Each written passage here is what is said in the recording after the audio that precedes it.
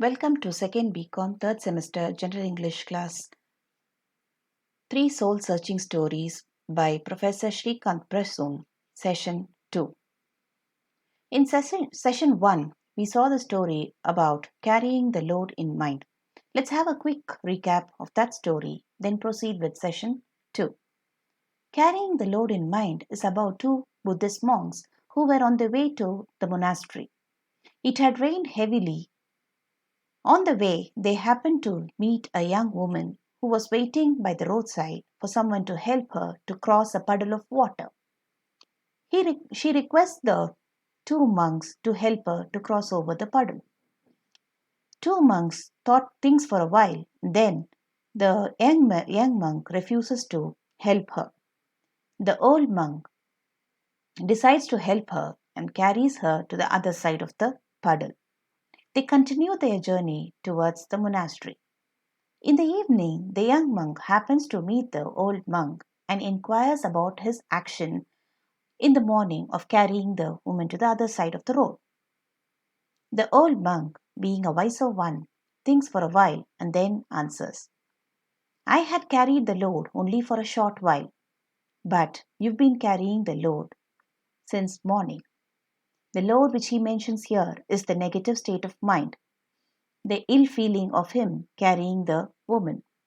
So this short story teaches us to unburden oneself of impure feelings.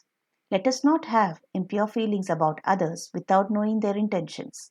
It also teaches us the importance of virtues and values to be inculcated in one's life. It also teaches us the importance of having an optimistic attitude towards life. In this particular session, too, let's look at the second story, Proper Lesson. The theme of the second story is about a wealthy man who requests an old scholar to cure his son of bad habits.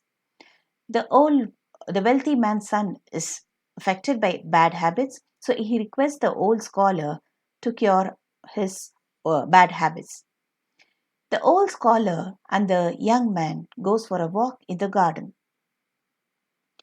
On the way, he happens to see a sapling. The old scholar requests the young man to pull the sapling. With no effort, he pulls the sapling with the help of his thumb and a finger. Then they proceed their journey. Then they stop at a point where the old scholar asks the young man to pull out a small tree. He pulls it out with little effort. Going further, he happens to see the bush. The old scholar requests the young man to try to pull out the bush. He had to take all his strength to pull out the bush. Then the old scholar asks the man to pull out a guava tree. Looking at the guava tree, the young man realizes that it will be not possible for him to pull out the guava tree. The scholar teaches him a lesson. He says, so is the case with the bad habits. If when it is tender, when it is young like the sapling, it'll be easy to get rid of. But when it takes roots, it will be very difficult for him to get rid of his bad habits. The young man realizes his mistakes and he mends his ways. The moral of the story: life is a mixture of perfection and imperfection. These are part of life. We have to accept the challenges and face the challenges as it comes. Any action done with dedication and sincerity will definitely lead to success. Always give your 100%. Do not get offended by the negative comments or negative reactions from people. Just do your duty and wait for the success.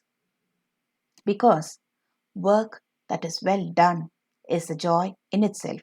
We get a satisfaction, we get a joy out of a job that is done well. Because action that is consecrated to a higher level is what we call it as worship. Love your work, love your duty, do your duty, give your full 100%, do any work with dedication, determination, hard work, and sincerity. Success will definitely follow because worship progresses to spirituality. Thus, work is worship. Let us keep this in mind for a successful life. For further moral stories, please refer to this link. Thank you.